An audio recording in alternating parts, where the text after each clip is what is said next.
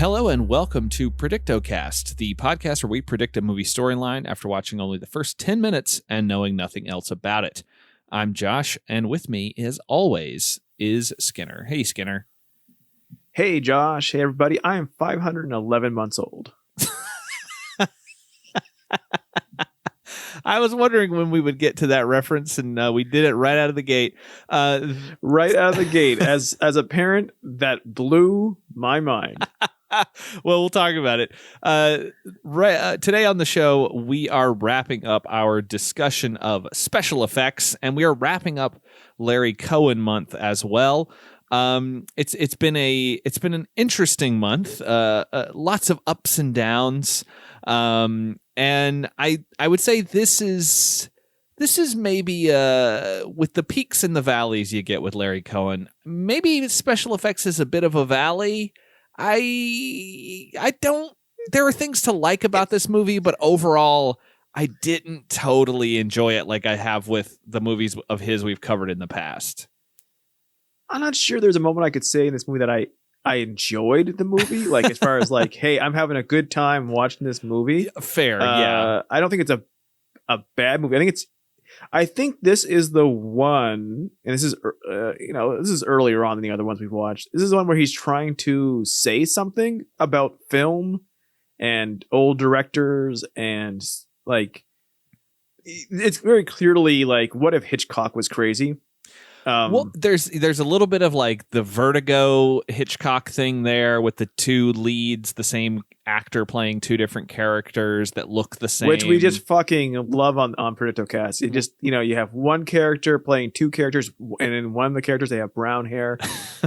Very, very, very, very active theme for us in 2020, I think. Yeah, it's him making kind of a Hitchcock DePalma kind of thing with but it's I don't know if it's totally successful.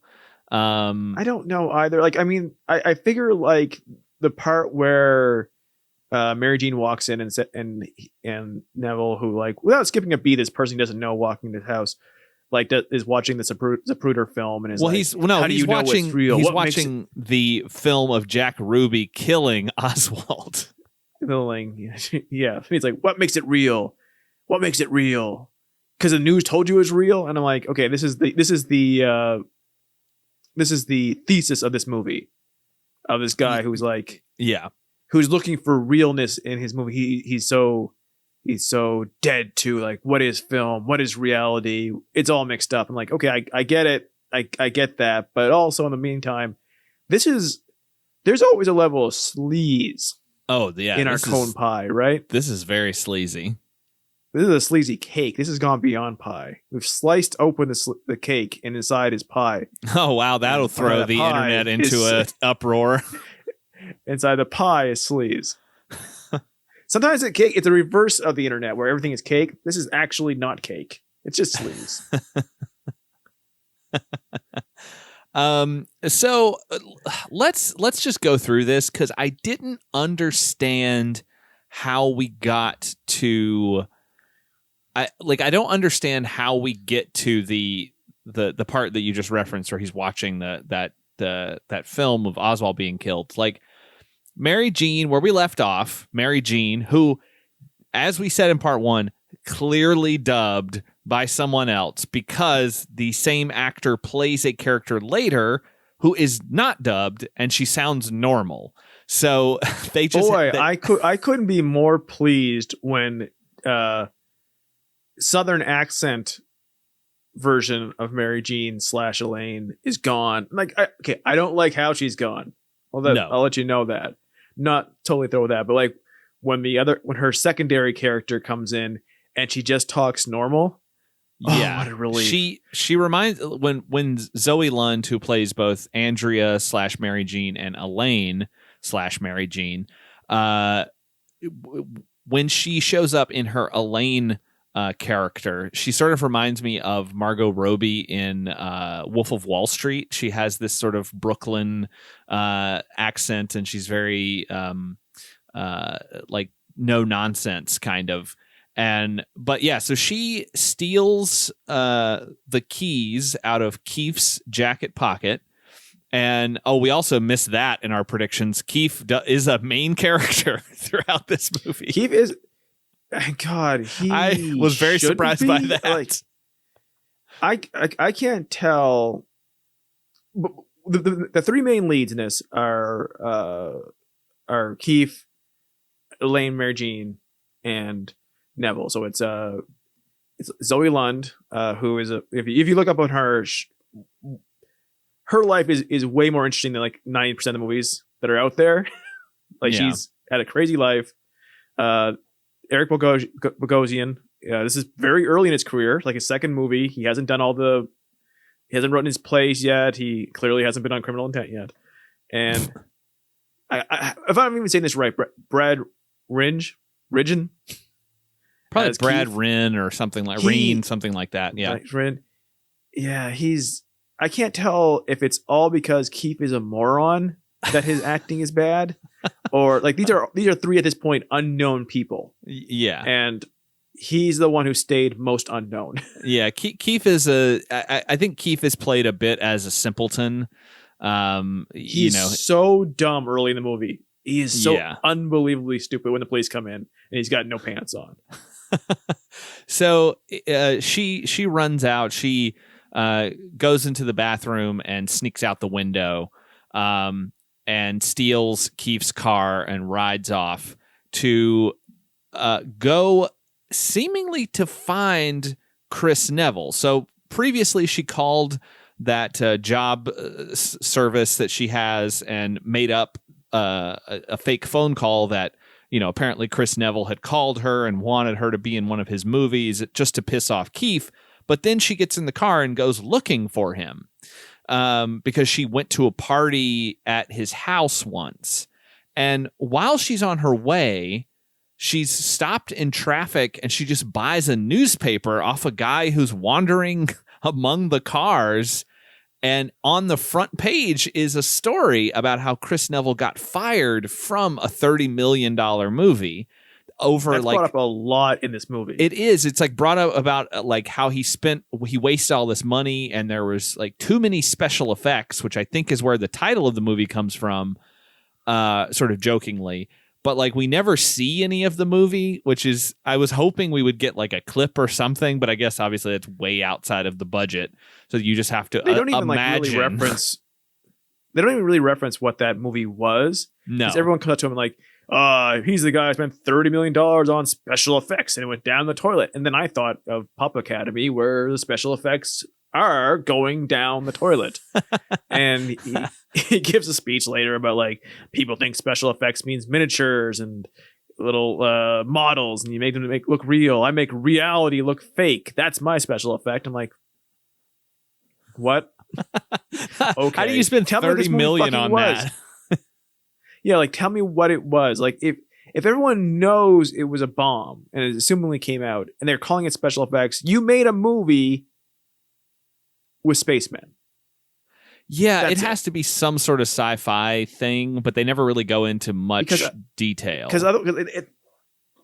they go on like that's not kind of movie he makes or he's interested in, but like people on the street wouldn't call it special effects unless it was miniatures and models. Like that's like they wouldn't say the word special effects all the time, which they keep doing. But also like, okay, so she goes to his house.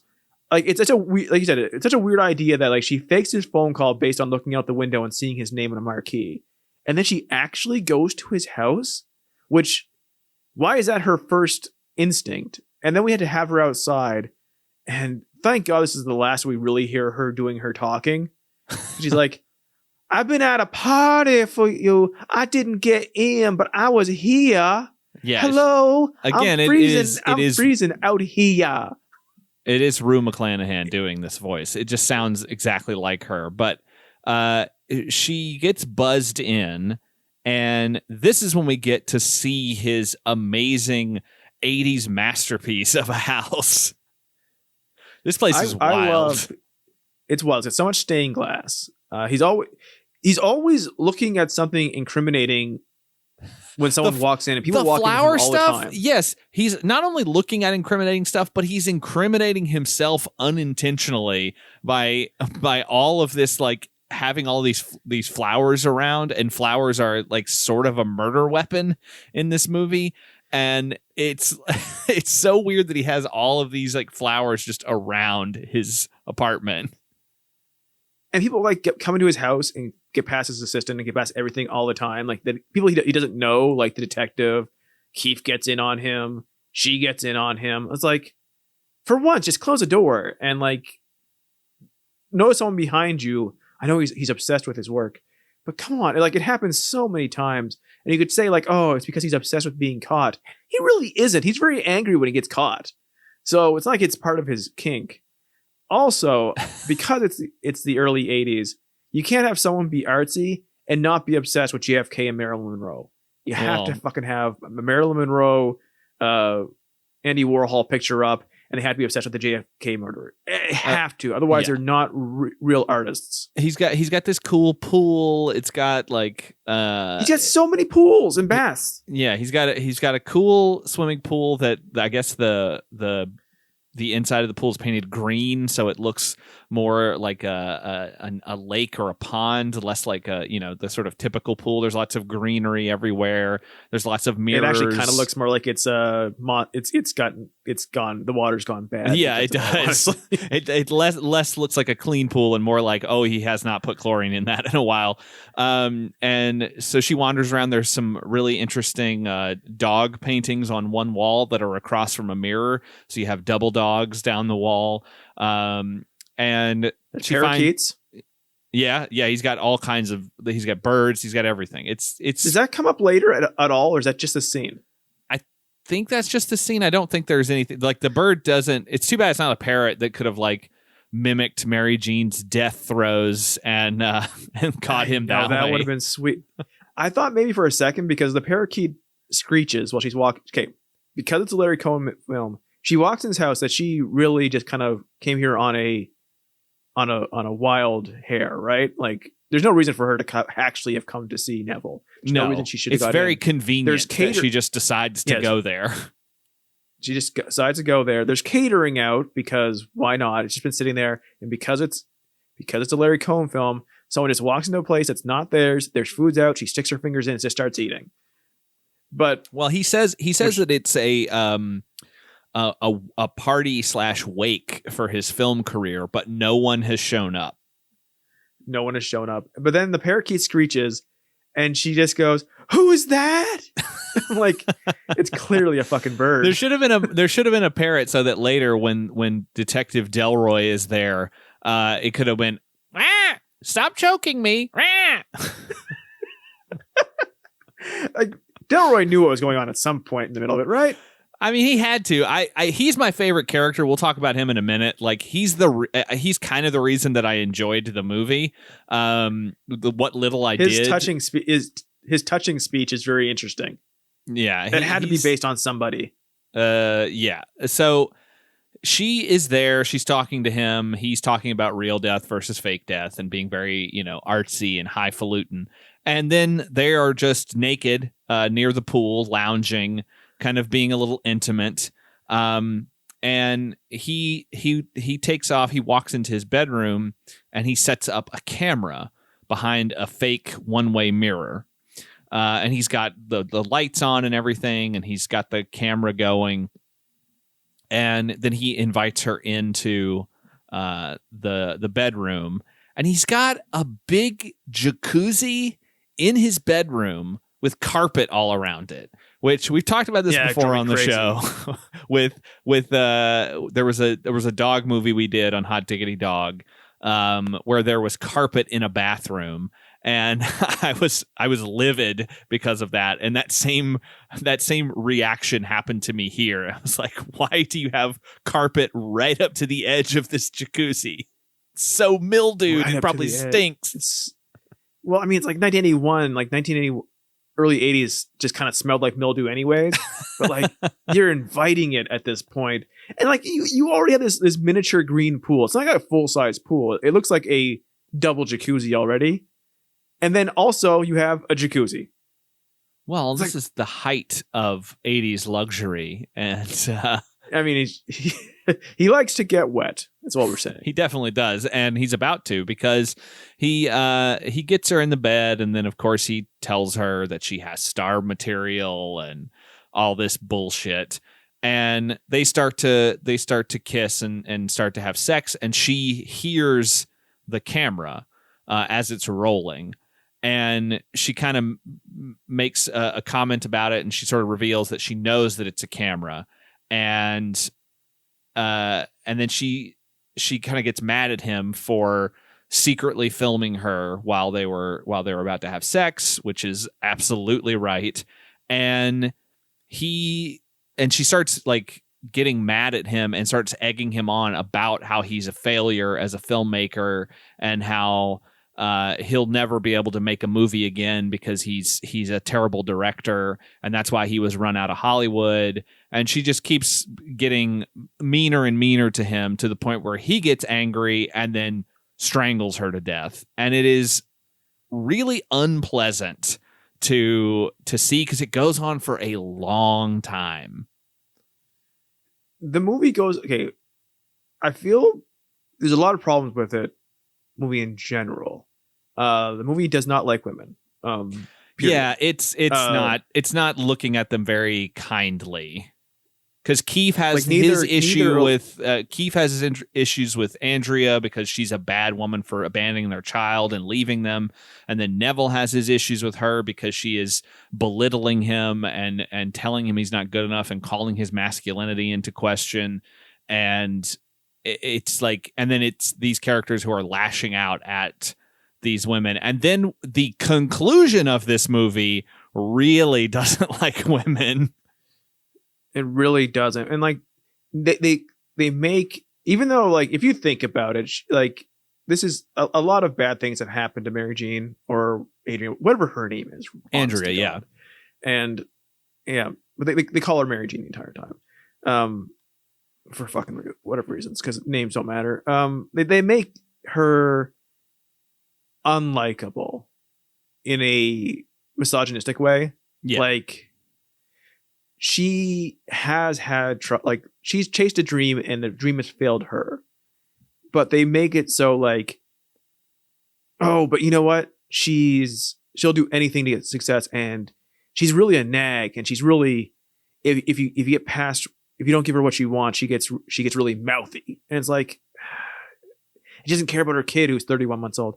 And I don't know. It just, and then they strangle her to death, and she's dead. And we see her dead. By the way, we see her dead body, and it's just very like, well, and it does that. The movie doesn't have sympathy for her. No, and it does that thing that movies did, which is that it pairs sex and violence. So you have nudity, you have sex, but then you're also like coupling it with this extremely violent act.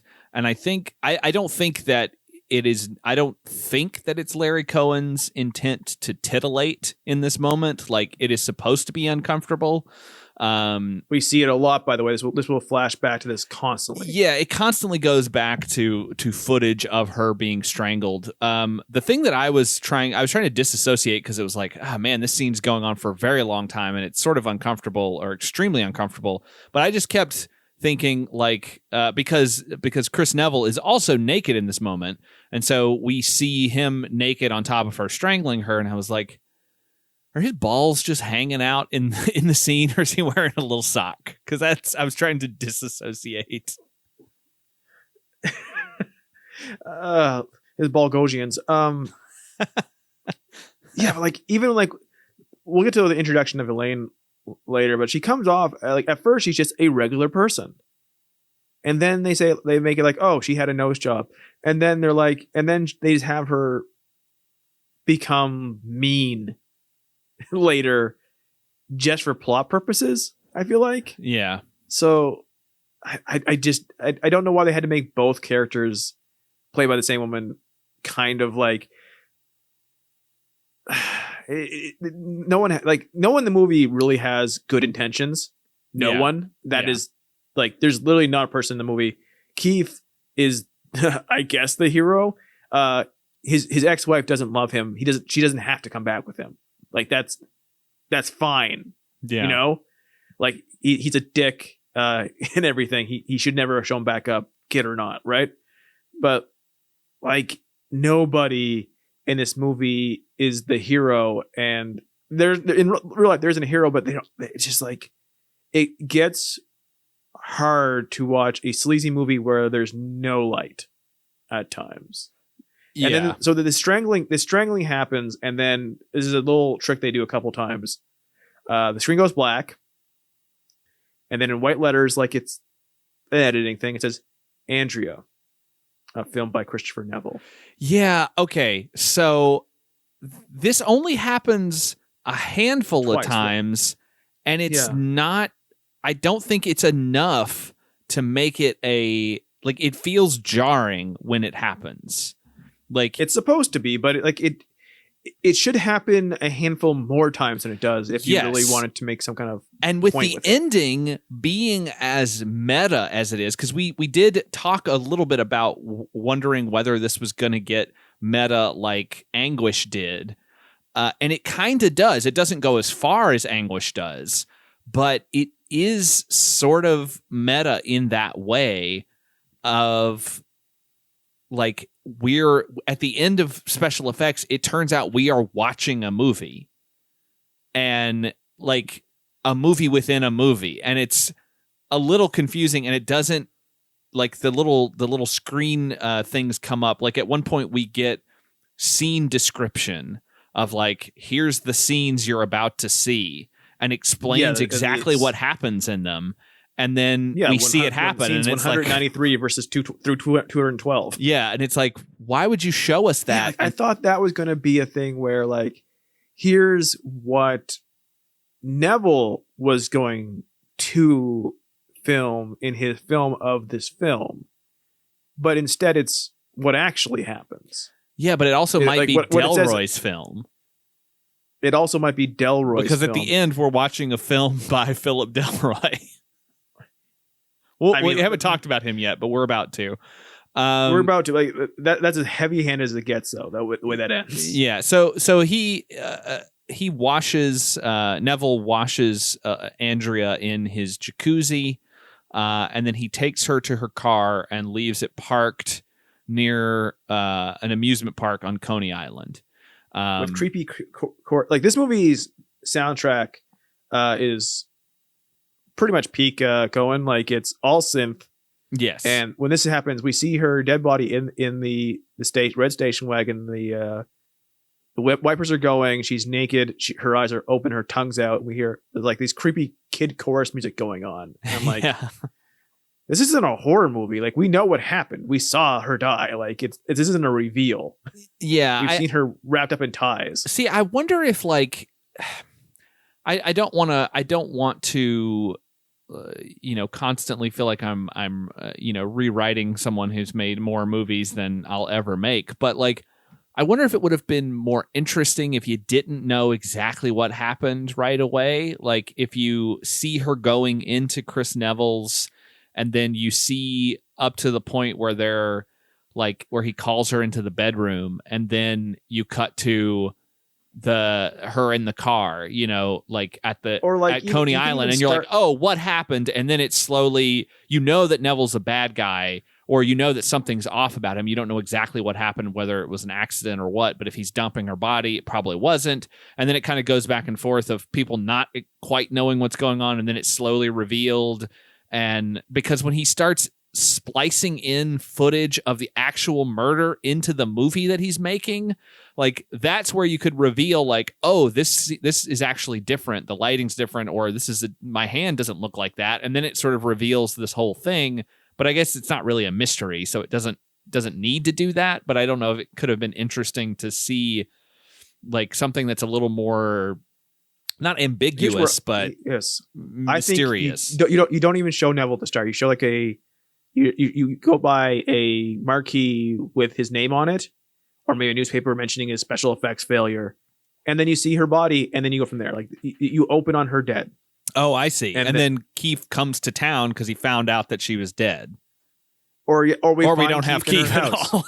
Or we don't have Keefe at all. Or we start with that scene, and the detectives in Keefe's apartment, and then the detectives are unraveling, we see the footage of spliced in, and we're trying to figure out when was that shot, was that real, was that a movie she was in? Because Keefe would think like, well, she knew Neville, which she didn't, and like we slowly realized that like she didn't know him, and like stuff like that, and the movie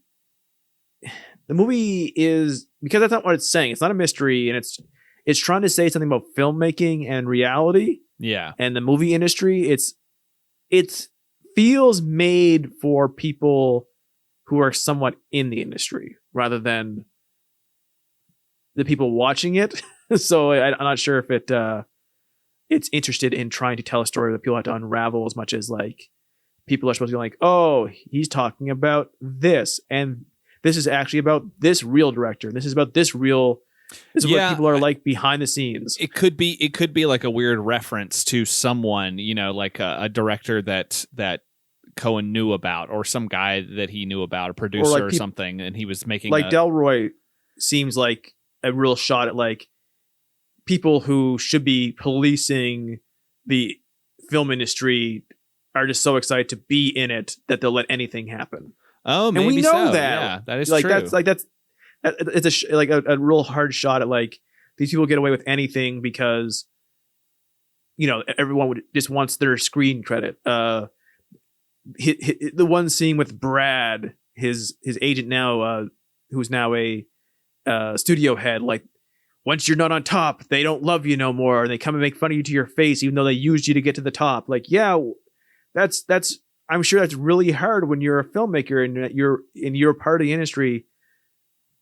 But we know that, like, that's not like maybe in like early 80s, like it was in the age of Twitter, that like we know you're used and then pushed and you're spit out. Like, yeah, that's not a shock. Like, you don't have to make a movie like to tell people that. But maybe at this point in time, people didn't know that. So it's like maybe it's him trying to speak to that of like directors can get away with all kinds of stuff because they have money and they can create these worlds that people think are real, but they're fake, or they can create things that, are real, but they look fake. And you have people who are in the industry who should be doing more, but they're only concerned with what they're getting out of it, and they don't really care about anybody else.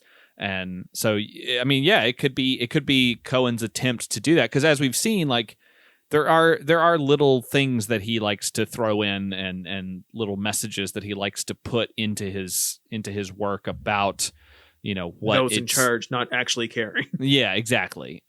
So we get introduced here to Detective Lieutenant Philip Delroy. He comes into Mary Jean's apartment and he finds Keefe there in bed. And Keefe tries to sort of explain what's going on. They found Mary Jean's body, and he tries to tell them... This takes way too long. It does. He tries to tell them about her going to possibly meet Chris Neville, and that they had... there was a call center call that she got about him, and this is where he drops the info that they have a son who's 31 months old. No one says that. Like, especially a 1980s dad would say he's almost 3.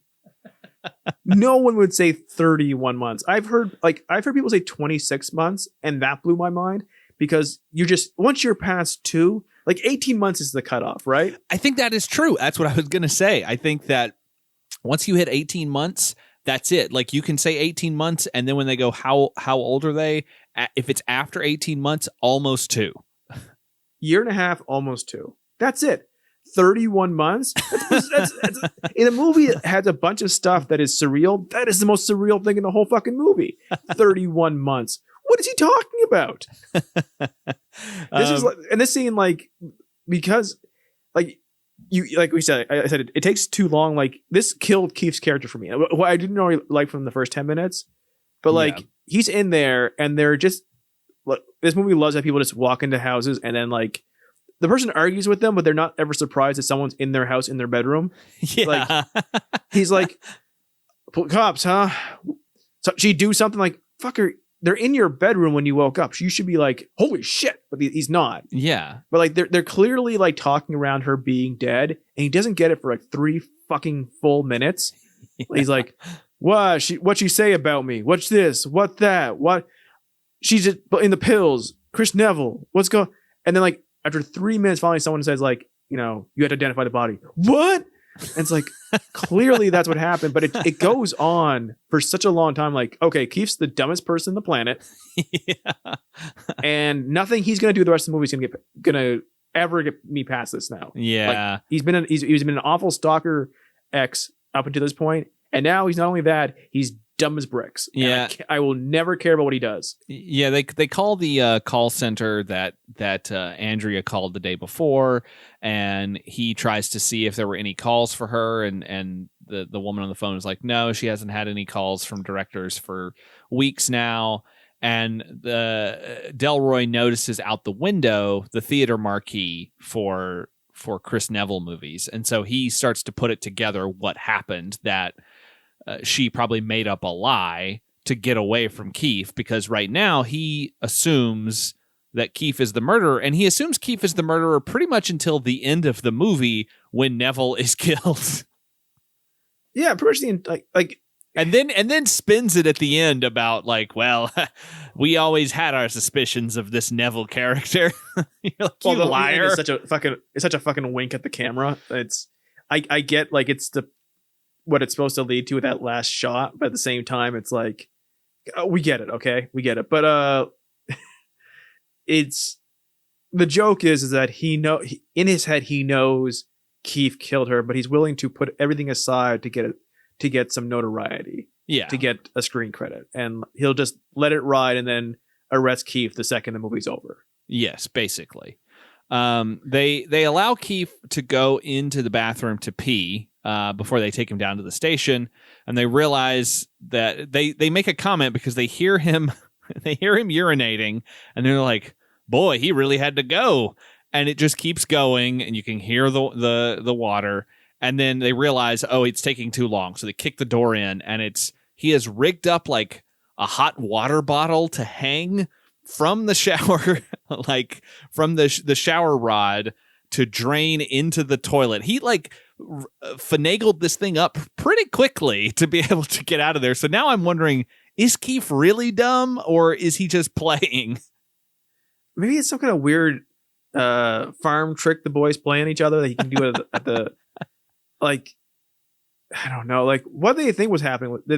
Like this is way too early for them to have seen that scene in Austin Powers where he pees for a long time after getting unfrozen. And also just fucking run the water. It's the same sound. Yeah.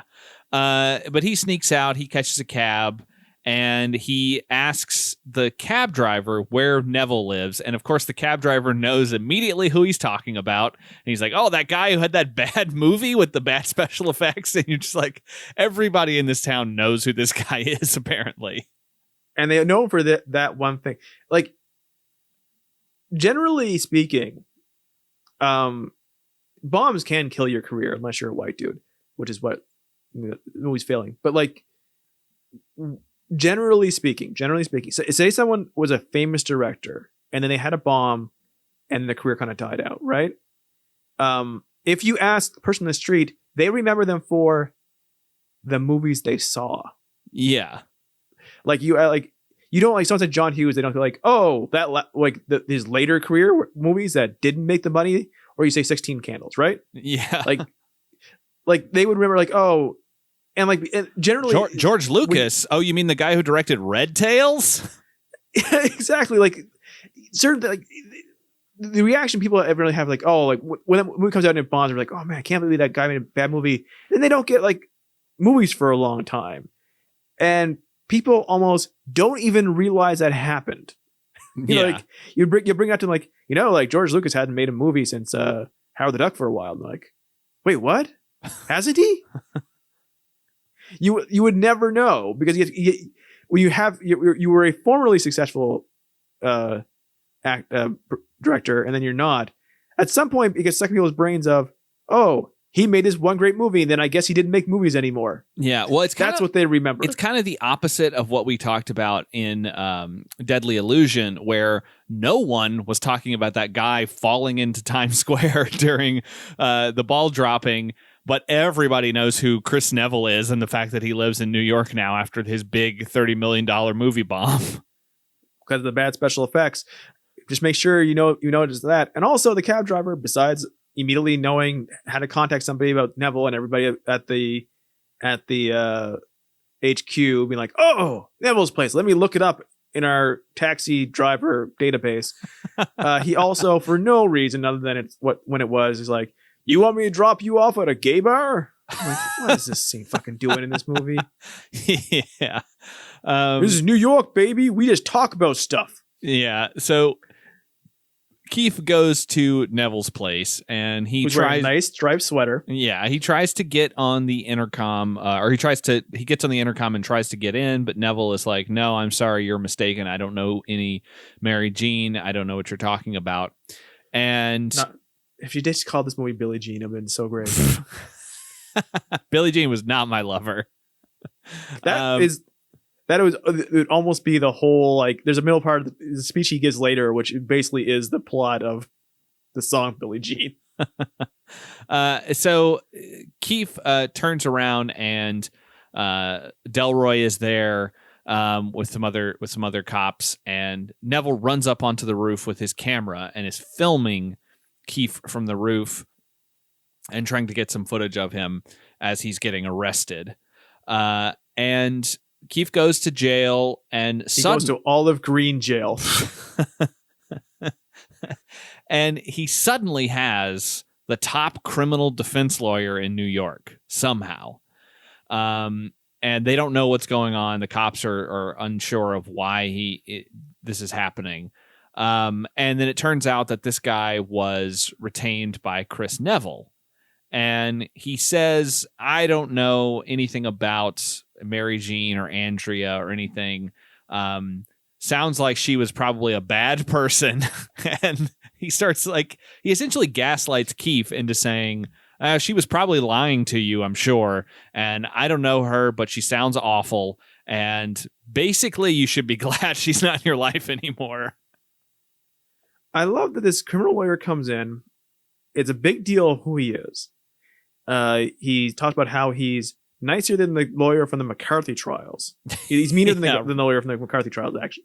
Yeah. And he's like, and Keefe's like, what the fuck is going on? And he's like, why are you here? And he's like, well, one day I want a movie made about my life. And then Chris comes in to evil synth music.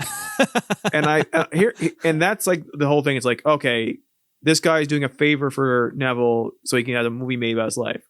Two things. This guy's never in the movie again. No, he walks out in this scene. He's like, well, I gotta go. And then he just leaves.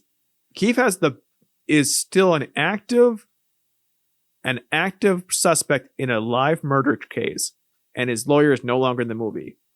Two, this guy, the top criminal lawyer in Manhattan, wants a movie made about himself.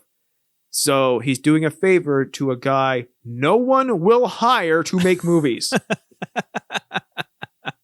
Well, I think that's the thing, is it like you said before, I think it's people who are going against their better judgment for the sheer possible the sheer possibility of getting a movie made about them or being involved in a movie in some way. And that's what I think it is. It's just like, if you give okay, he's doing shit just to be part of the pictures. I'm like, yeah, but if you think about it for 2 more seconds, everyone in town, including the taxi drivers, and the waiters, and people on the street, know that Chris Neville's a failure. The top criminal lawyer in Manhattan couldn't have a better in than Chris Neville. Yeah, that's it. Yeah, I'm sure there were probably worse people out there who had continued to make movies who could make a movie about that criminal defense lawyer. The top criminal defense lawyer, man. And who must have a boring life otherwise. And Neville says that he got curious about this case when he saw Keefe get arrested. And he said it made him it sort of inspired him, and now he wants to make a movie about the story of Andrea. He says, a once good mother who turned to shit in the city, or something like that. And it's like, okay, cool, I guess. Like, again, this movie and the characters in it don't really like this woman at all, or any woman. No, like not at all. Also, like, this movie would be brutally boring. This movie he's making. Yeah, it would. Like, nothing they like. All we really see is like a few scenes, and then like clearly the scene where he's recreating where he actually killed her.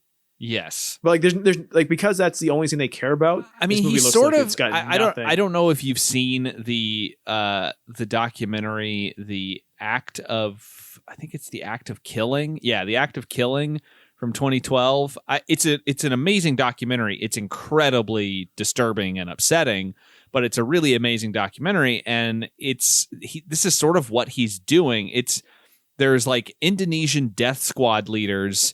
They got taken, or not taken, but they were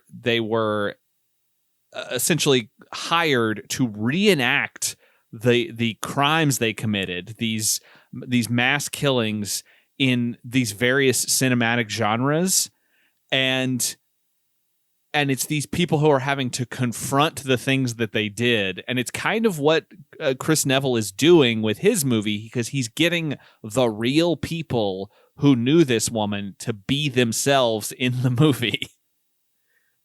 I want to get to that idea in a second, but so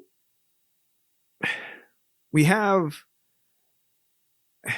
God, what happens here? So Leon arrives in a cloud of smoke. Leon is he's the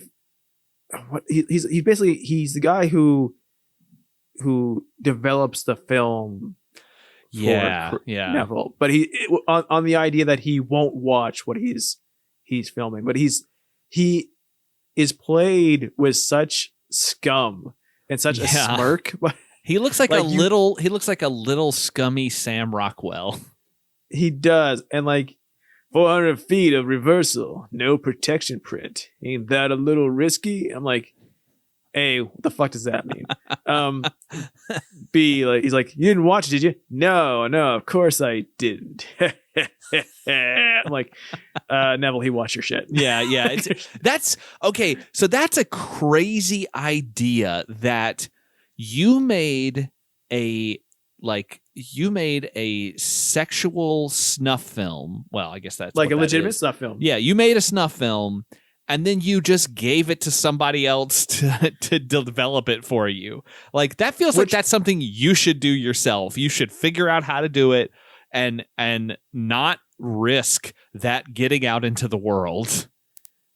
But back then, would they have had to do that? Like, because these films did happen not from former top directors who had a $30 million bomb and because of the special effects, but like, these things happened. Yeah, I mean, there were real monsters out there who did it, but I think it was because you had I'm sure that was people who knew what was going on, so the people who were developing it were also involved, and they didn't. Yeah, but like the fact that Leon's not in on it,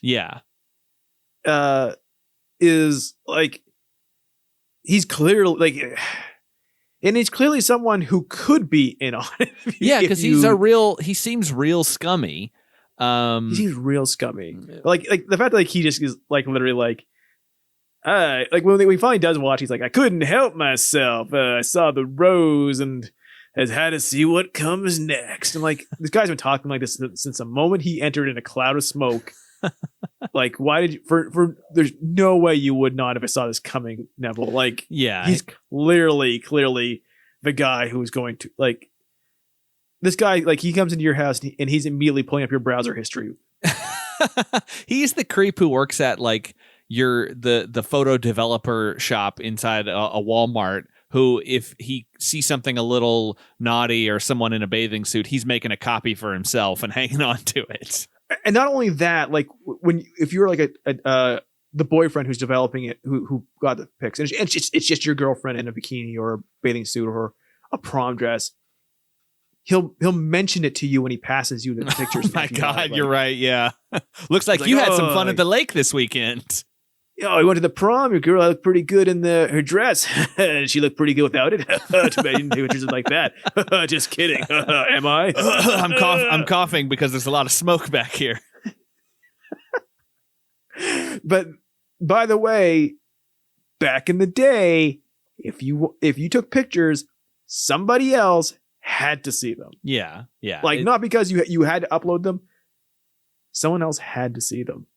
Yeah. Somebody else had to see everything you did.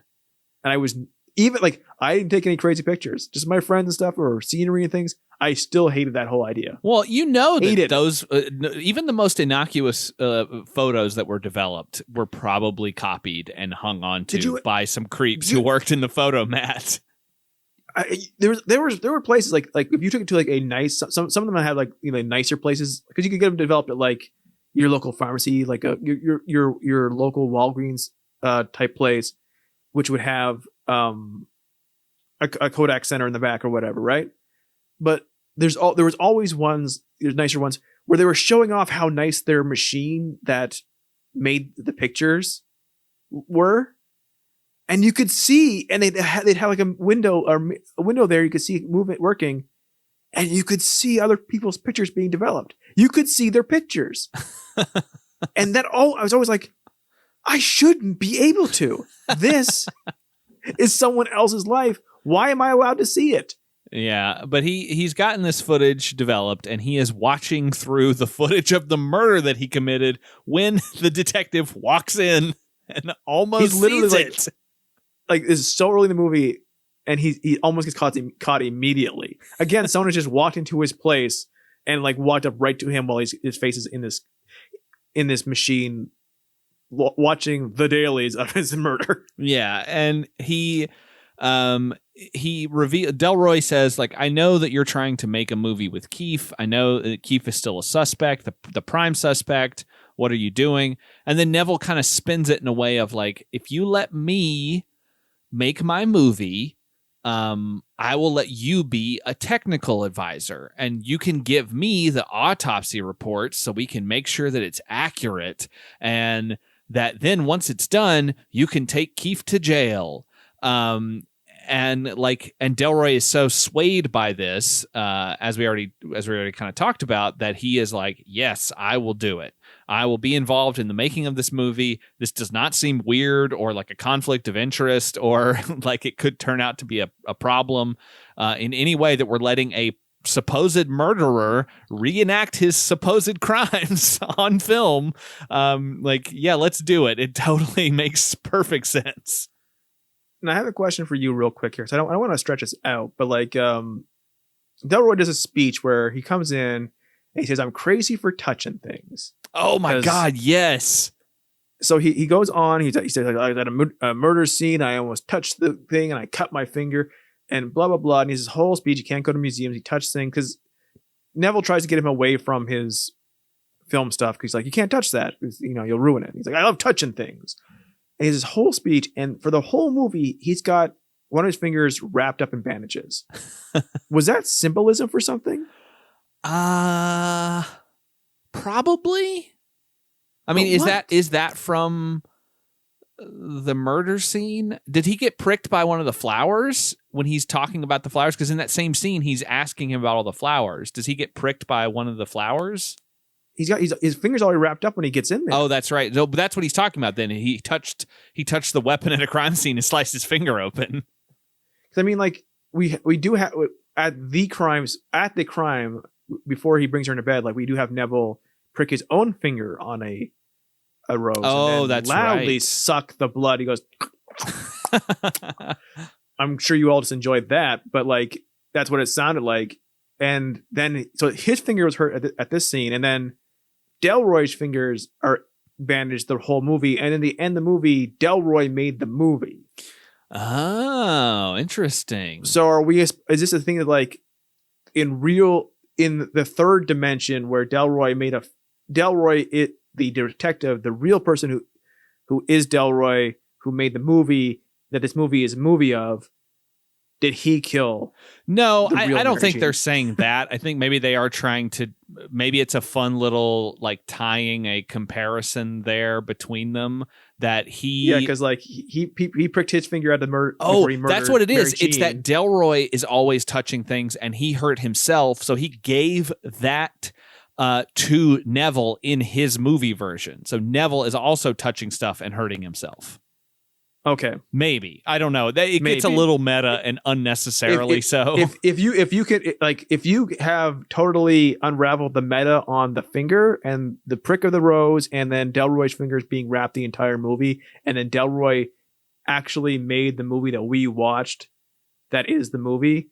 Please at predictocast on Twitter or email predictocast@gmail.com and explain it out to us better than we have here. I'm sure it's something to do with that, but I'm not explaining it quite right. Yeah, and this is when he brings up the whole thing about the flowers, and he's got flowers everywhere. And Neville says, even if we didn't know that Neville was the murderer, this sentence would reveal him to be the murderer, because he says he doesn't know what it is about flowers, but he does know that they're beautiful and they die young. Like, oh, you're a murderer. I get it. And I guess maybe like we're supposed to once again think Delroy just simply does not care because he's leveraging this for a screen credit. Yeah. Well, that comes up pretty soon, because we have the casting session here where I hate this scene. They go through. They have all of these women. They have this shot that's like a Citizen Kane type shot of him looking up from being on the floor with all the newspapers and stuff. But it's a floor covered in headshots of various actresses that they are thinking about to cast their Andrea in the movie.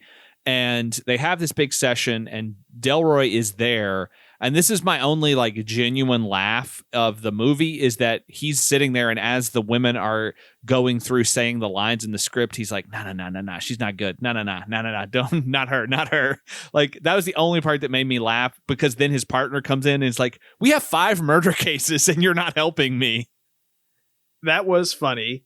The rest of the scene is a bunch of women, including like one of the ones who were at the start of the movie at the strip dance at the fake White House, and they're doing lines that clearly like make Andrea to be irritating and mean.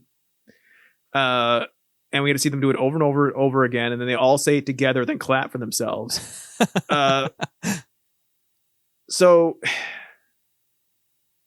after this, none of them are good enough, right? Yeah. It's casting call of angry women, and we have Keefe.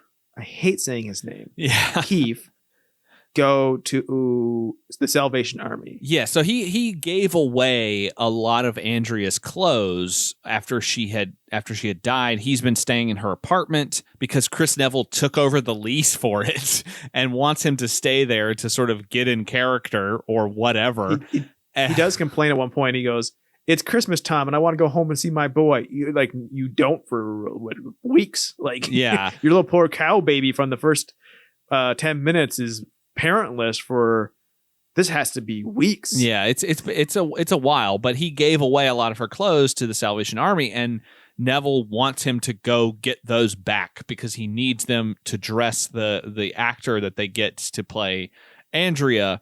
And this is where he goes to the Salvation Army and meets Elaine, who somehow just looks exactly like Andrea, but with dark hair.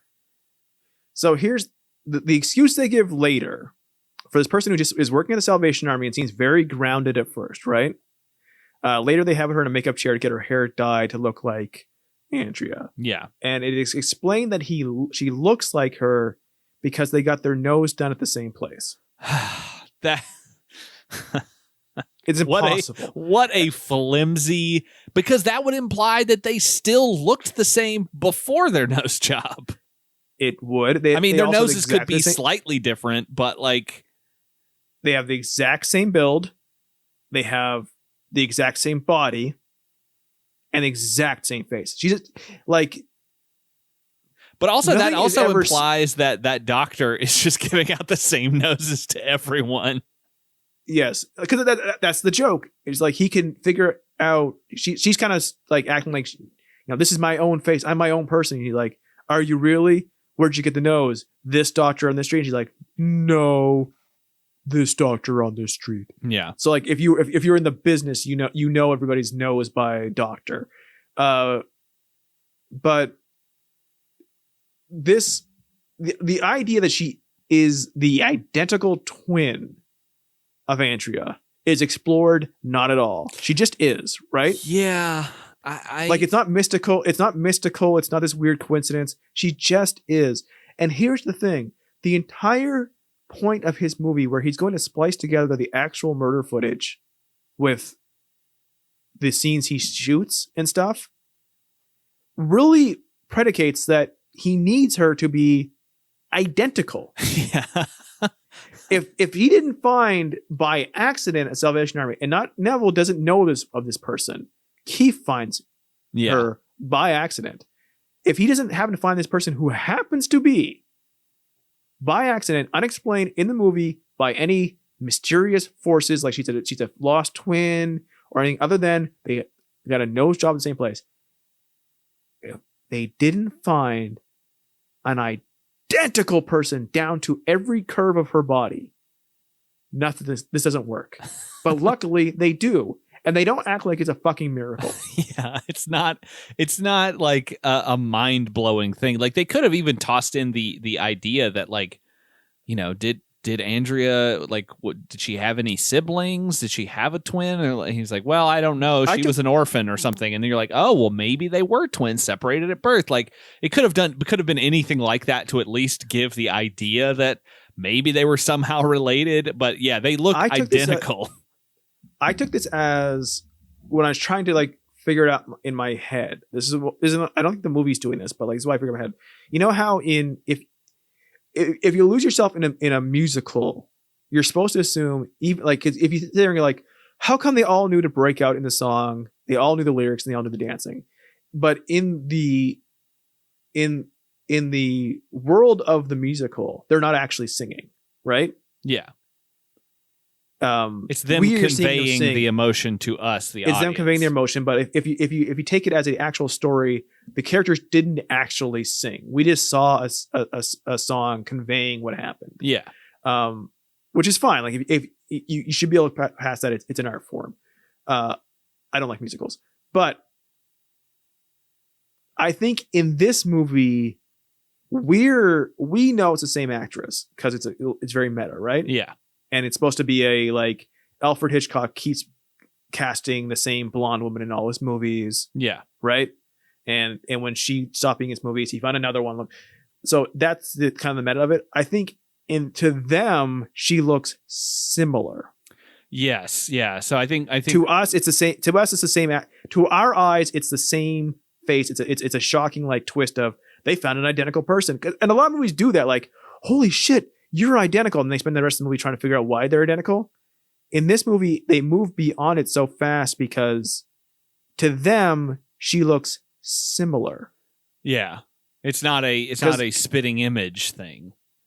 But it doesn't make sense for Keefe's ending when he does the end. But well, okay. Well, we'll talk about that in a minute. That was the part that I was like, holy shit, did they really do that? So they're going out of their way to make Elaine look like Andrea. They've got her hair blonde now. And this Neville comes in and he's like, some things aren't quite right yet. Use this picture. Don't use this one. Her nails weren't right. And he's sort of gives himself away at this point, like, because Keefe immediately becomes suspicious. Like, how do you know what her nails looked like? And he's like, oh, I saw the autopsy photos, and he tries to downplay it, but like it seems like Keefe is immediately suspicious if he wasn't already, which he kind of was, but like even more so now. And for him to be suspicious that this guy might have killed his wife, he seems to be just hanging out with him pretty regularly without much of an issue. That's why, once again, Keefe is the dumbest character in the world. Yeah, and somewhere around here, Gruskin comes back and Leon and lets Neville know that he did actually watch the footage because, you know, hey, I had to see what was going on with that rose. And so this leads Neville to go after Gruskin to kill him. And I think this scene, I kind of like how because it is so dumb, the way that he kills him. So he sneaks up on Leon, who is in the film processing lab, and he's got a bunch of film reels that are going through machines and everything.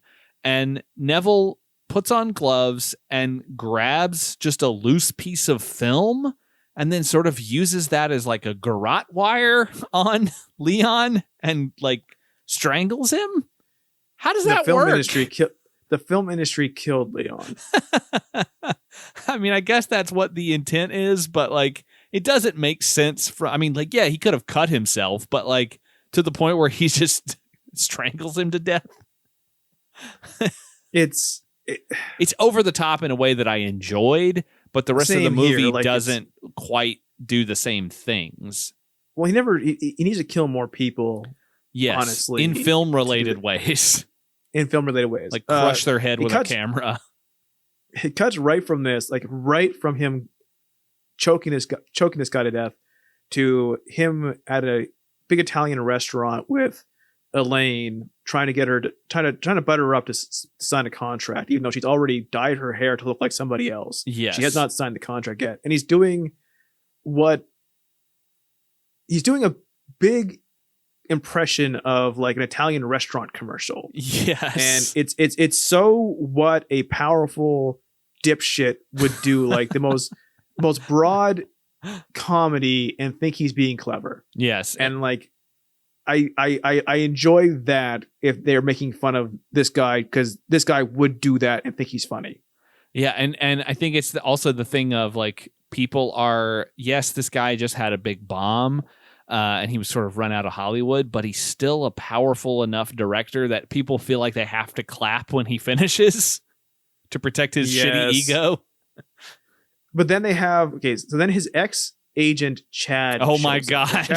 Chad. And Chad looks like a character by Bruce McCulloch from the Kids in the Hall. Real Chad. And he comes in. He's barely even credited in the movie, even though he has a full scene here, and it's fucking hilarious. He's the most smarmy dude you'll ever meet. Neville tries to pitch him his movie and say like, I'll have it blah blah blah and it'll be done. You can put it out in Easter. And he's like, we got no space. We got no space for your movie, man. And he turns to Elaine. He's like, I'm all full. But he's like, I used to be this guy's agent for 7 years, and now there's no one. Now that I'm a studio head, there's no one he has who will sell him his film to me. Enjoy your lunch, Chris. And then he like walks off. Like he came over to humiliate Chris. Yeah. And the idea is like he's now a studio head because when Chris was good at his job, he made this guy money. And now that he's powerful and Chris is a failure, he has no thanks in his heart or his soul for Chris. Yeah. Which I would feel bad, except for Chris is a murderer. Yeah. It's a weird thing to like try to make us feel sorry for Neville in a way. Like he just gets eviscerated by this guy who then leaves the movie. We even have like Elaine go, ooh, ouch, like just like that, and I'm like, yeah, that's true.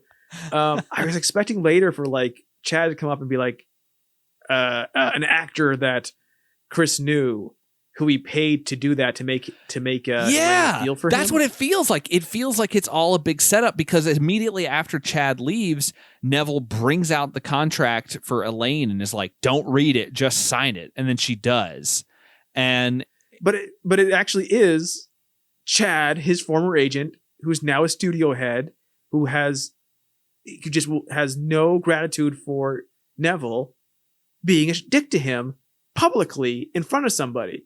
And like, I'm sure that also does happen, but I can't have sympathy for Neville because he's a murderer. Yeah. And I think in a way we're supposed to be like, oh, he's been driven to this because the Hollywood system chewed him out and spit him out even after he's done so much and made everybody money. And all he did was kill this awful woman. I'm like, no, he killed Leon, who's a scumbag. I'm like, but now I'm thinking of the film's politics, and I'm wondering if we're supposed to believe like the film's politics are not those that are we supposed to look at it as these are Delroy's politics and he has made Andrea into this like awful scold who deserved to be killed? Or is it, is it a meta thing of like the film's like Larry Cohen wrote this woman this way, or is it supposed to be him writing it from the perspective of Delroy who is making this movie? Like, I don't know how we're supposed to look at it. That's like the plausibility out for the whole movie and all the characters is like, are they supposed to be stereotypes that a hack detective who's trying to make a movie, who doesn't know how to make real characters, how he sees them from his perspective? But like, and that's why like there's a character who is the other character, but it's only marginally remarked upon as being weird. Yeah, that is true. I'm and then like they conflicted. have Elaine based like we need to talk about the ending, but like we had to get there. So she signs, and then we have her on set doing stuff, and the actor playing Keefe mentions that he actually had sex. No, that's not Keefe. Keefe is playing himself. So the guy that she is with in that scene is a real guy that Andrea did have sex with, and they found him and they hired him to play himself alongside Elaine as Andrea. That's so stupid. That's what I was saying with the whole act of killing thing. Like, they're hiring real people who knew Andrea to come in and play themselves in their interactions and basically redo the interactions that they had with the real person, but in front of a camera. It's very weird. If you were taking this as Neville is trying to push Keefe into seeming more guilty. Yes, I think that is what he's trying to do. Because it is to aggravate him, and he gets angry on set and everything like this and violent. Except for he's who the police assume killed her. Yes, exactly. It's like they already believe it. If Neville hadn't given him the super lawyer, he'd be in jail, and this is the 84 DNA. He would be locked up for life. Yeah, but then Neville wouldn't be able to make his movie where he could put his snuff film footage into it, so then he could show it to people and make them complicit in his crimes. Because he wants to prove to people that real isn't real unless you're told it's real, and even then, can you trust it? And he can make real stuff fake by putting it in a movie. And did Fauci create the coronavirus? Oh my God. Fuck off. Yeah, Chris Neville directed Plandemic.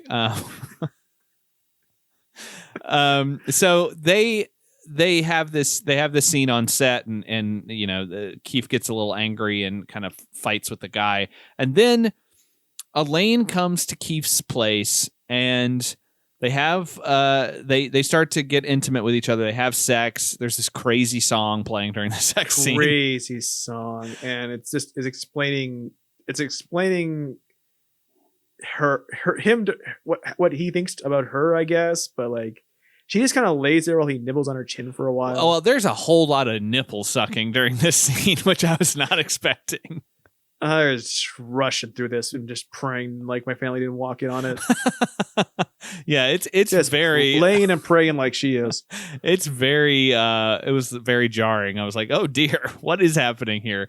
And there's a whole bunch of stuff. They finally get to the point where they're going to film the murder scene with Keefe and Elaine, and Keefe gets he's kind of going through the motions, getting mad at her for wanting to leave the baby, and this is all sort of what Neville has written as his interpretation of how Keefe would have killed Andrea, except that he killed Andrea. So it's very twisty in that way, because Keefe is having a real hard time with this, because he's like, I didn't. He's still maintaining his innocence. Like, I didn't do this. Why am I filming a scene that proves that I killed her with myself if I didn't kill her? That is the wildest thing, though, is that why would he? I mean, I get that he doesn't want to be in jail because he is maintaining his innocence, but why would he ever agree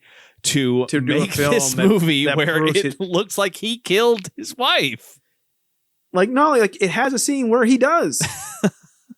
Like, it's so crazy. He's the dumbest person on the planet. He gets mad and he's like, that she's too.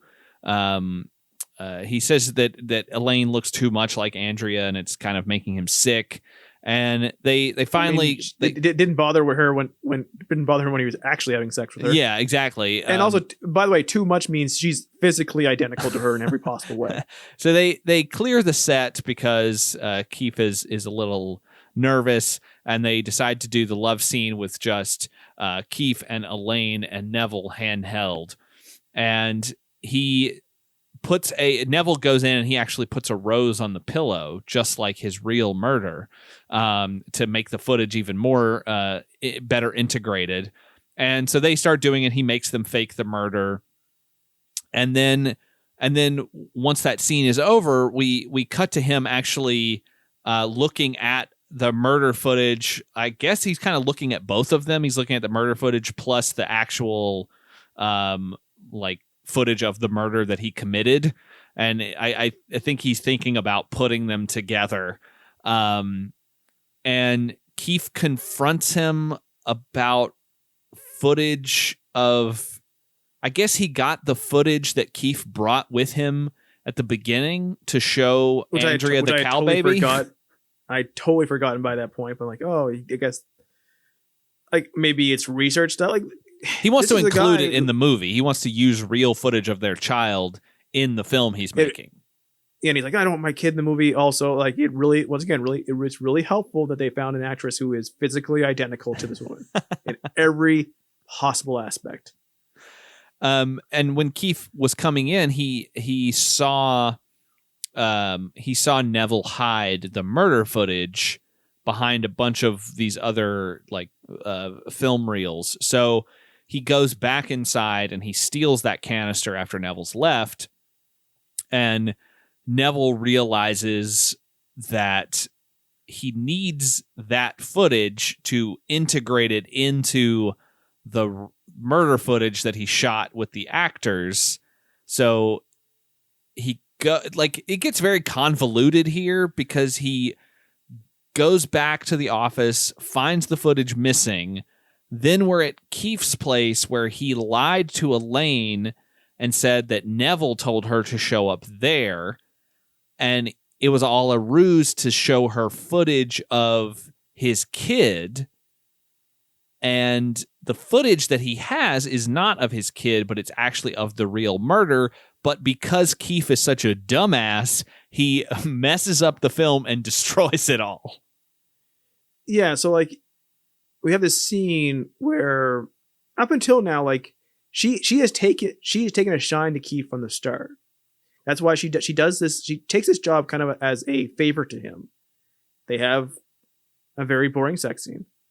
And now he's trying to show this film of his kid, which is creepy. And then he can't get the film profession to work, and she's furious at him. It's just her like, you're ruining it. Then they just fight over this footage not working, and it just comes off more like she's annoyed that he can't make the camera work.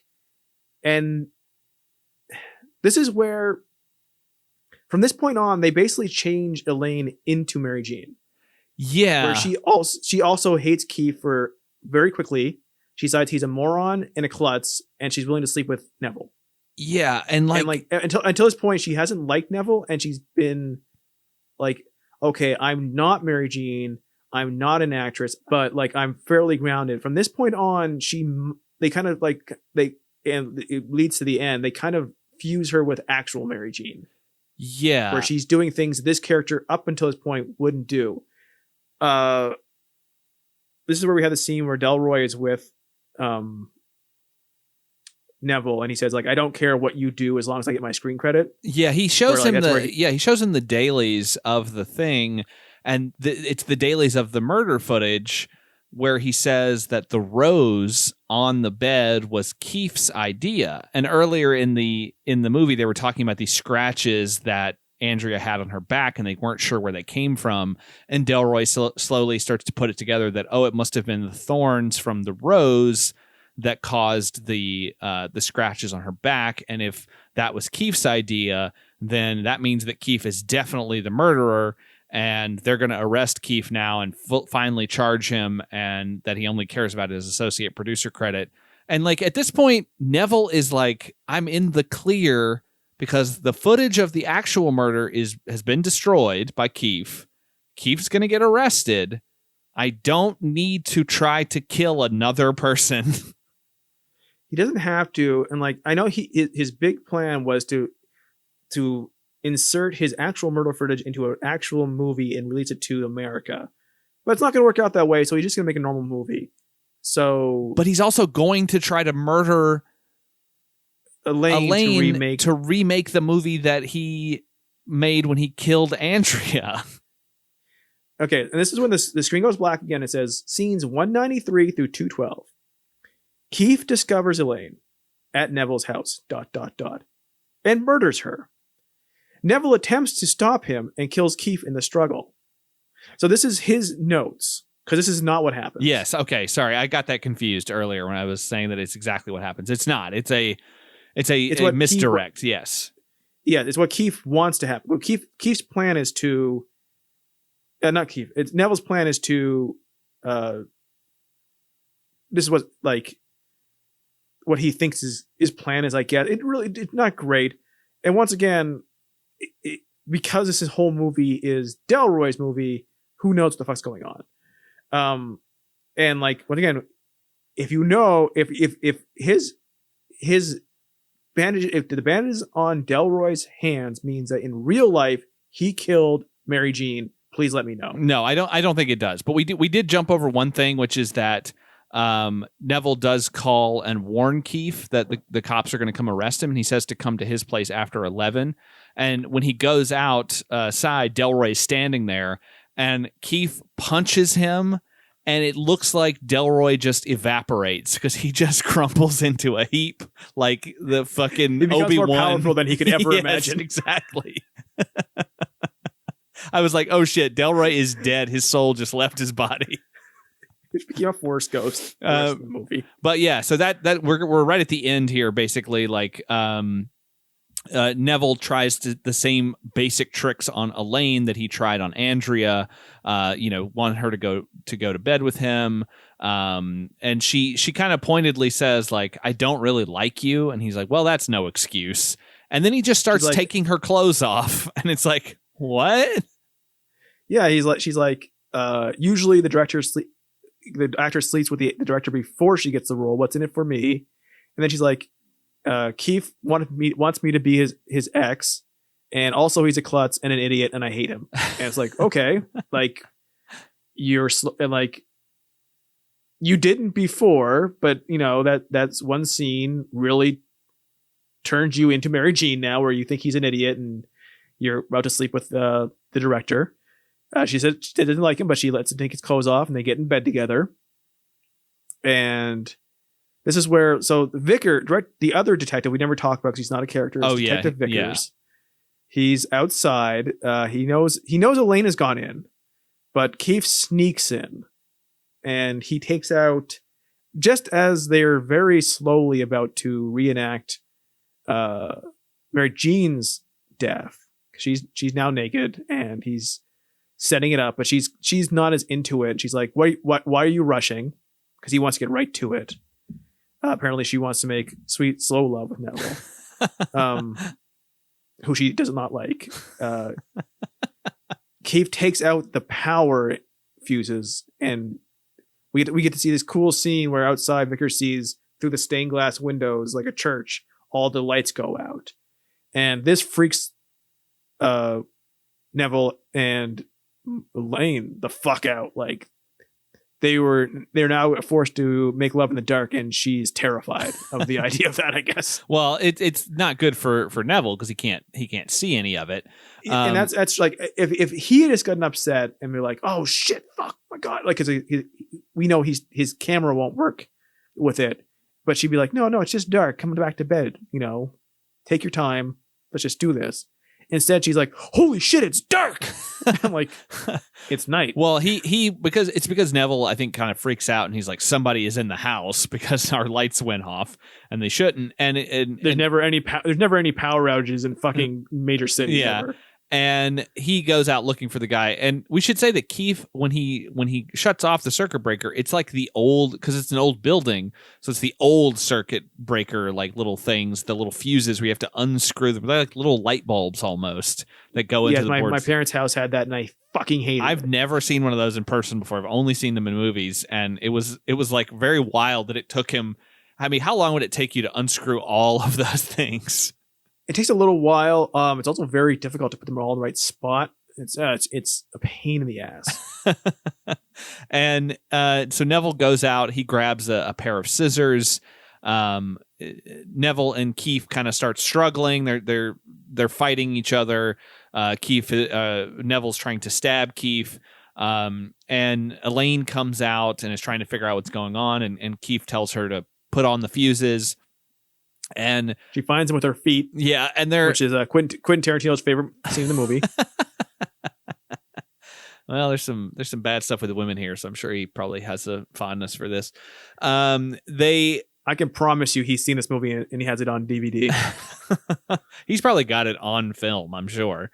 So he probably has some kind of meta version where like he's also after filming them. After it comes back from the title card where it says directed by Philip Delroy, it like zooms out further and it's directed by Quentin Tarantino. So they're fighting and Neville gets pushed against this platform where he's about to fall over into the pool. They keep struggling. Elaine finally gets some fuses going, and then Neville ends up falling. Fuse POV shots, which I always enjoy. And then Neville eventually goes into the pool, and just as she gets the fuses in, this light falls from the ceiling, lands in the water, and Neville is electrocuted. It feels like Keefe planned this, but he couldn't possibly have. No. Also, he dies to robot sounds. Well, I don't know what his plan was. What was Keefe's plan? Like to turn the lights out and then get Neville to come out and get the drop on him? I guess. Like, what was he planning to kill him? He's like Bane. Like he's like, you think the night is your ally? The darkness is Keefe's ally. That's what, he was born to it. That's created true. By it. And yeah, he's electrocuted. Neville is dead. Keefe is safe. Elaine is safe. And then we get a shot of Delroy talking to reporters and basically telling them what happened. He sort of breaks down the entire movie, explains that Andrea was killed by Neville, and Neville tried to make a movie of it and sort of further frame Keefe. And they found Leon's body, like the movie Remember that he died. Oh yes, that's right. Yeah, they found this other man that he had killed, and this is when Delroy's like, I always had a feeling about Neville, and maybe one day someone can make a good movie out of the material. Well, one of the reporters go like, will his film ever be released that he was working on? He's like, one of these days, maybe a great filmmaker will finish that movie. And like he basically winks at the camera. Oh yeah, he does. You know, it is hit so unsubtly. I was stunned. Like he might as well have been Ernest talking to Vern at that moment. It was just like, what the, like, oh, you're gonna do this, aren't you? Like he might as well say like, put a huge wink and then like an okay sign at the screen. Like, holy shit, you are making sure no one doesn't see this coming. And then we get this scene at the end, which I have a big problem with. So Keefe and Elaine, who is still made up to look like Andrea, are at the airport and they are about to board a plane. They're running to get there. And the gate agent says, oh, you almost missed it, and ends up calling her Mrs. Waterman. And she just sort of goes along with it. And then they get on the plane and they go back to wherever Keefe is from. I don't remember where they say he's from, Kansas or something.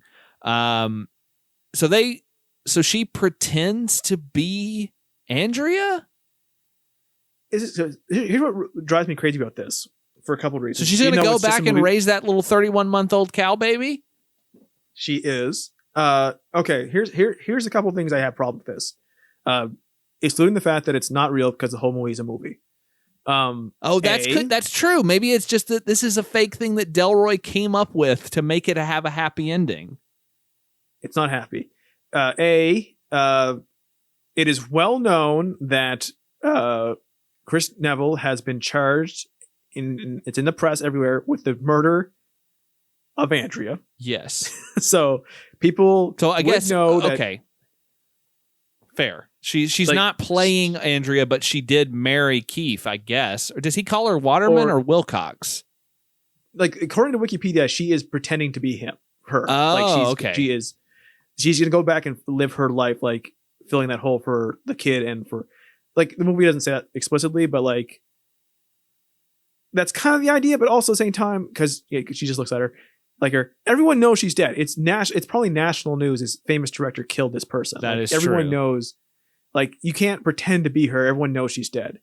Two, like last we saw, she didn't like Keefe for the reasons of he was wanted her to be Andrea, and now she is. Three, she had a life before. She had a job at like Salvation Army. She was a person before. She had a life that she wasn't someone on the street who he met, who he gave purpose to. She was a person, and she had a life. She apparently, and family, I'm sure, and parents and siblings and cousins. There's no reason for her to run away from. 3, 4, they act like they're running away from stuff. They're in the clear. They're not on charges for anything. Yeah. He's just going home. What is she running from? Well, I think with the title card at the end saying that it was directed by Philip Delroy, I guess we have to assume that this is not real.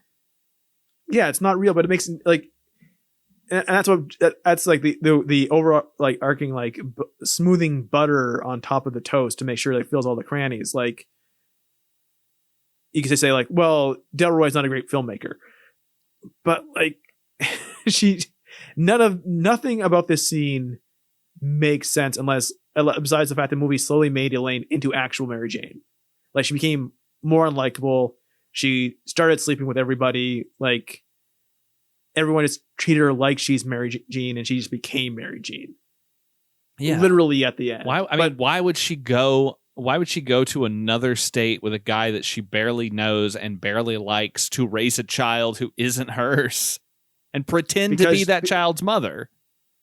For the simple reason, the fact that she, by unremarked upon coincidence, is identical to that woman. A woman like that's not secretly dead, that he's like everyone's hiding it for conspiracy, is famously dead now. But is it you think it's this weird, like, is it a weird thing of Andrea came to the city and like her life turned to shit because she abandoned her child and like went about her like doing all these bad things, and now we're going to take Elaine out of the city, even though for all intents and purposes her life was not bad. She was not, she was not into drugs or anything like that. Like she seemed like a perfectly well put together person, and we're going to take her out of the city and put her in the farmland and give her a kid because that's what women need. Maybe is that what this is saying? Because that's really fucked up if that's the case. Maybe if Keefe was a good, normal person who came to the city and like he was just like the movie trope of like a solid, nice guy who is trying to save his ex from the evil of the city. Except for he's a fucking idiot and he's a dick. Yeah, I don't know. I mean, no one in the movie is likable, and thus this movie at the end feels like he's kidnapping her.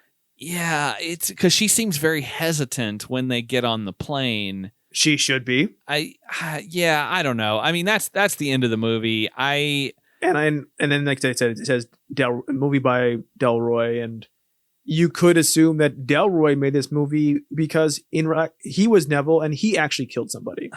Maybe, but I feel like that feels like it's a little too out. Like that's one too many levels. I think that's what it is. I think we're supposed to assume Delroy killed somebody. Maybe. I mean, he is a cop, so that would make sense. Exactly. Yeah, I don't know. I think that it's not because, like, we also had issues with the meta-ness of Anguish, which this is a clear comparison. I think Anguish does it much better because it goes. Because there's more birds. Well, yes, it does have birds. It goes much further with it. Like, it gets a lot wilder and a lot stranger overall. It's a lot weirder of a movie than this. But if we're supposed to believe that this entire film is the idea of this Philip Delroy guy, this cop who investigated the crime and now has made a movie about it, even if we're going to discount that he killed someone, that he's just a cop who took the story and then made a movie out of it, like, that is like still a level too much removed for me to give a shit about it, because it's a movie version of a thing that we didn't actually see. So we have no idea to know what is accurate or realistic, but maybe that also is the point, is that we spent all this time watching a movie that turns out it was a movie of something else, and we don't know the actual story. So we took something that was fake and made it real, and something real and made it fake. And I guess that's the meta-ness of it, but I just don't think it totally worked for me. No, I don't think it totally worked. I think it is more of a piece taking down Hollywood for being perverts and not caring about people and spitting each other out. And even the ones who are spit out aren't great either. And it just, everyone's fake, and they lose track of what's real and what's fake, and they think they can make their own reality. And it's all this, but it's not focused. It's not a bad movie by any stretch. No. It's hard. Like I said, it's hard to watch because Keefe's an idiot.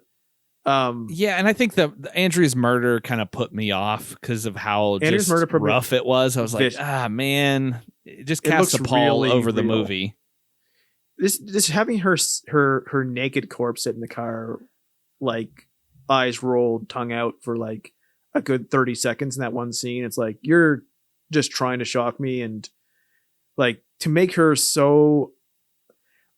life so miserably, like, and I'm sure you see a lot of this if you work in Hollywood, especially back then, but like where dreams are destroyed. But you're abrasive because you don't want to admit that, right? You don't want to admit that you failed and your chance is passed. Yeah. And you're doing anything to be even peripherally, like, satellite near the entertainment business, by which I mean sex stuff. But like, to make it this character of Andrea so unsympathetic, and to kill her so violently and use her death as a prop to say something else, and then have another character who looks like her and just slowly make her less likable as well, was very used by the male characters, both of them, which is what men do. But really not give her any tonal sympathy. Yeah. Really kind of upset me. Like, as far as taking me out of the film, I didn't need movie doesn't need a hero. It just needs. It's so, because of its structure and its gimmick, it's so removed from giving itself a critical eye. Yeah, yeah. That that I think is what really what really disconnects it to me. Like, it's disconnected from itself by saying like, oh, none of this is real. And I'm like, well, then I can't connect with it on a couple different levels with what you're doing to the people. Yeah, no, I get that. I think that's a good place to wrap it up. So, Larry Cohen Month, some ups and downs. A lot of simp. As I said. A lot of simp. Yeah. A lot of simp. Some ups and downs, as I said at the top of the episode. I not a lot of special effects. No special effects in this one, but the month itself. Besides that robot sound when he dies. But the month itself, I think, was still fun. You know, we had a lot of fun with Deadly Illusion because that movie is wild. We released the Ambulance episode from behind the Patreon paywall for everyone last week. So if you haven't listened to that yet, go back and listen to that. We had a lot of fun with that. And we've also got a Patreon bonus episode on Phone Booth coming out very soon. Directed by the recently departed Joel Schumacher, written by Larry Cohen. We thought that would be a fun little thing to talk about over on Patreon. So, you know, I think overall the month was a success and fun. I think it's worth hitting because we're not a bad movie podcast or a specific kind of movie podcast. I think it's good to get a good taste of not just the best or not just the worst of what everyone does.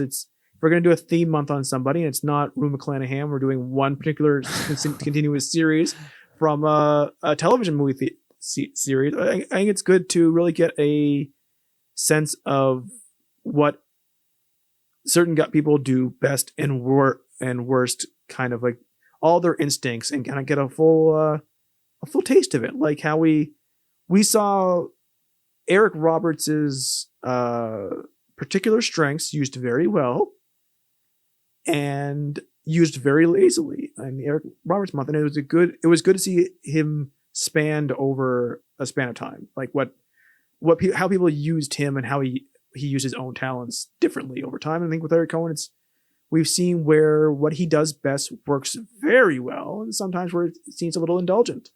Yeah, I think that is a pretty good summation of the man. And there's more out there, so maybe we'll do some more Larry Cohen movies later on in the show's run. Almost certainly we will. People want to pay us to do them for some reason over and over again. Sure. But I think that's a good place to end this episode. Until next week, when we are back with a mini. Setting up what we have in store for August, and trust me, everyone, we're very excited about it. I've been Josh. I've been Skinner, and next month I will be 512 months old. And we predict you'll join us next time.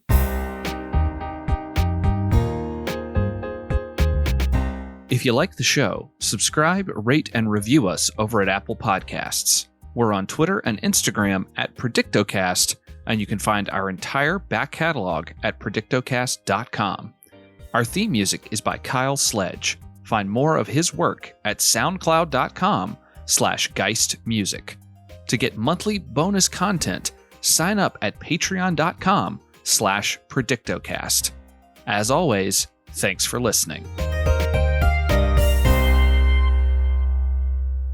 Did you know this episode was directed by Philip Delroy? But you didn't see that twist coming.